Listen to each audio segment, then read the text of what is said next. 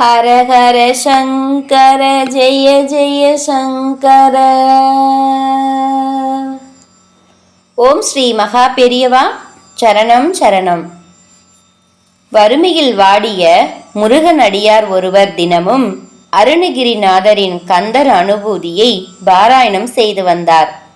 இருந்தாலும் வறுமை நீங்கவில்லையே என வருந்தினார். செல்வ வளம் பெற லக்ஷ்மி குறித்த வேறு நூலை பாராயணம் செய்ய வேண்டுமோ என்ற சந்தேகம் எழுந்தது.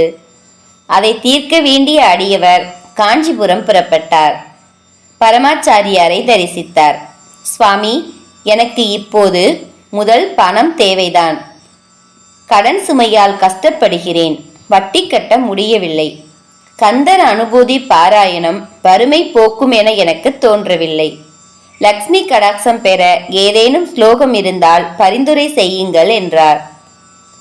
பரமாச்சாரியார் அவரிடம், முன்ஜென்ம வினைப்பயன் நீங்கும் வரை நம்பிக்கையுடன் பாராயணம் செய்ய வேண்டும். அதன் பின் பலன் கிடைக்கும். இன்னினா பலன் பெற இன்னினா பாராயணம் என்று இதில் இருக்கின்றது. கந்தர் அனுபூதி நிச்சயம் செல்வ வளம் தரும்.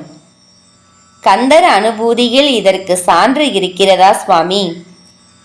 சுவாமிகள் புன்முறுவலுடன், வெளியில் ஏன் தேட வேண்டும்? பாட்டுக்குள்ளேயே சான்று இருக்கிறதே. கந்தர் அனுபூதியின் கடைசி அடியை சொல்லேன் பார்க்கலாம். அடியவர் கடைசி அடியை ராகத்துடன் குருவாய் வருவாய் அருள்வாய் குகனே என்றார். அதற்கு என்ன பொருள்? குருவாய் வந்து அருள் புரிவாய் குகனே என்று பொருள். பரமாச்சாரியார் சிரித்தபடி விளக்க ஆரம்பித்தார். வருவாய் அருள்வாய் என்றால் வா, வந்து அருள் புரிய வேண்டும் என்பது ஒரு பொருள்.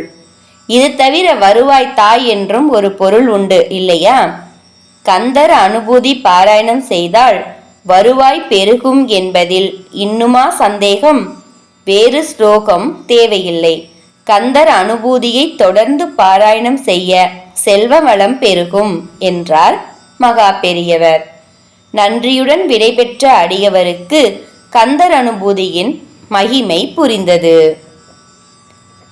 ஹரஹர சங்கர ஜெய ஜெய சங்கர. ஓம் ஸ்ரீ மகா பெரியவா சரணம் சரணம்.